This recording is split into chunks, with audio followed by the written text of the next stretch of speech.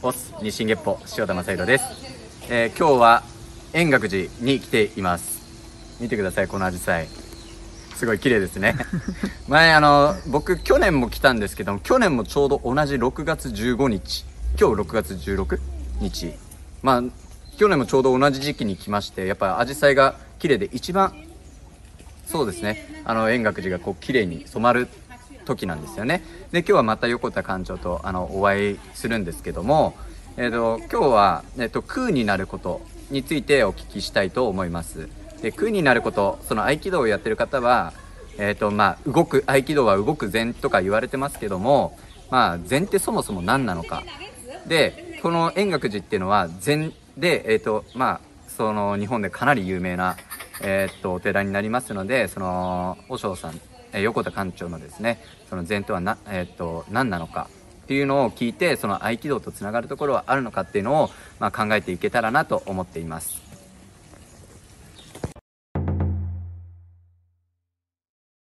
オス日進月歩塩田正宏です。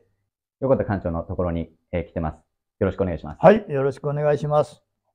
今日は空になることということで、お聞きしたいと思うんですけども、合気道もその動く禅と呼ばれていて、空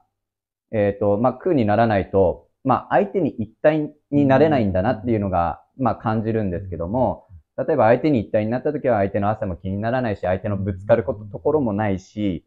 で、いろんな場所で、さっきのスイカ割りじゃないですけども、スイカとこう一体になれば、スイカがどこにあるかとかもわかるような心境にこうなっていく。で、一体になるためには、やっぱり空にしなくちゃいけなくて、もう何でも、読めるような、読めるっていうか、なんでしょうね、今は、現代人はすごいやっぱビジネスとかなんかいろんなことで頭いっぱいになってるんで、やっぱり空にしないとこう、一体になれないって思ってまして、そこをそうですね、禅の本家の方からお聞きしたいと思いまして。それは禅っていうのは本当に頭を空っぽにするってもうそれだけの修行と言ってもいいと思いますね。ある私の尊敬する禅宗の老師が、ヨーロッパに禅の指導に行って、で、何でしたっけね。その人はけど外国語できなくてね。なんだっけね。でも英語一つだけ、You are dusting case か。お前たちは語学だと、クリーン。もうこの一つだった。もうそういうもんですよね。それ頭を空っぽにするというのは、空っぽにしようというと、この大変に難しいんで、逆に何か一つの問題に全意識を集中されると、その一つの問題以外のことは忘れていきますから、まず一つに集中するという訓練をします。それが最初は呼吸を数えなさいとか、それから禅問答の問題にだけ集中していると、他の考えはこう消えていくんですね。で、そうすると、その問題だけが残るんですよ。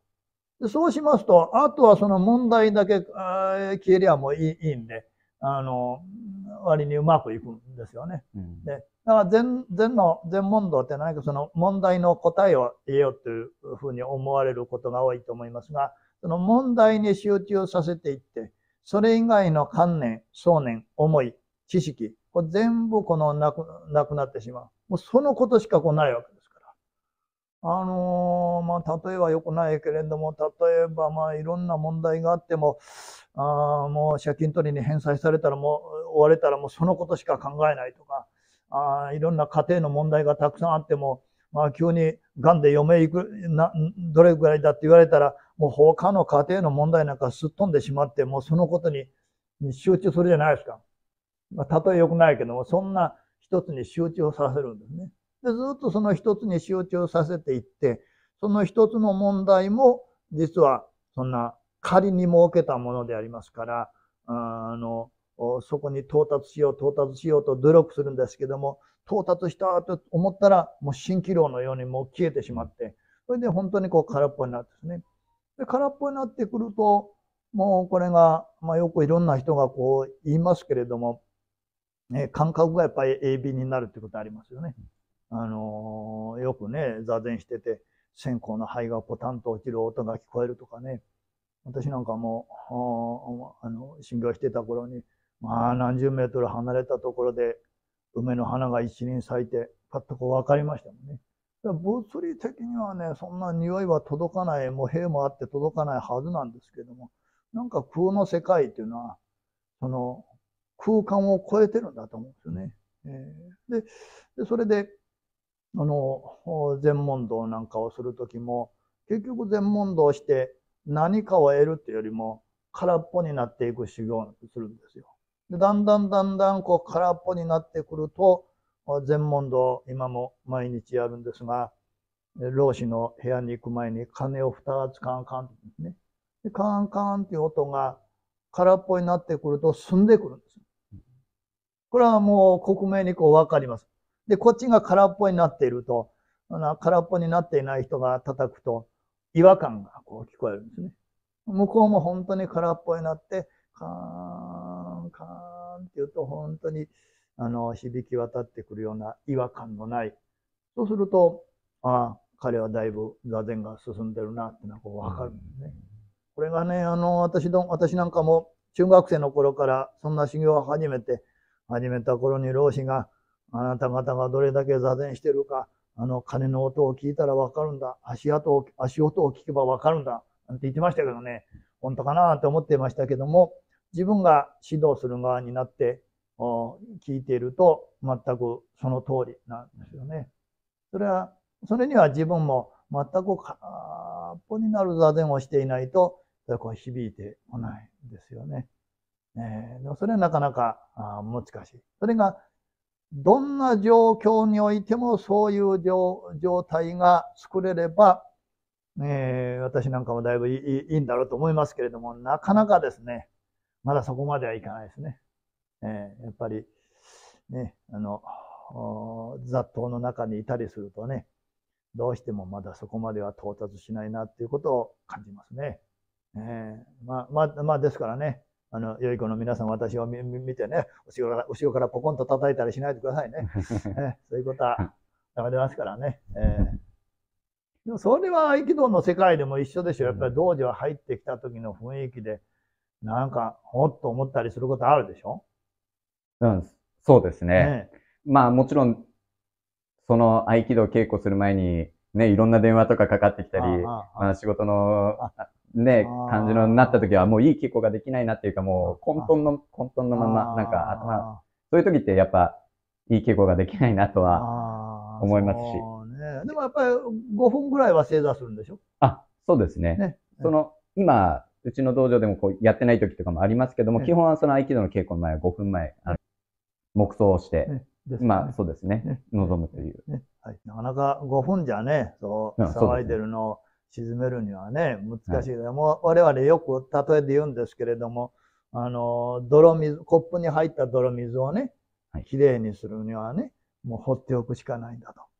一切動かさずに放っておく。まだ済まないなとか大丈夫かななんてもう動かしたらもうますます濁りますからね。何の手も加えずに放っておくと自然と泥は下に沈殿して上の方は進んでくると。で、それと一緒で座禅も姿勢をまっすぐにして、そしてただ呼吸だけを整えていると、これは泥水と一緒で自然と考え事は全部下の方を落ちていって、頭の方はこう空っぽにこうなってくるんですよね。で、禅問答なんかも、いかにそういう自分がいかにそういう状態にして、そうして、禅の問答をこう見ると、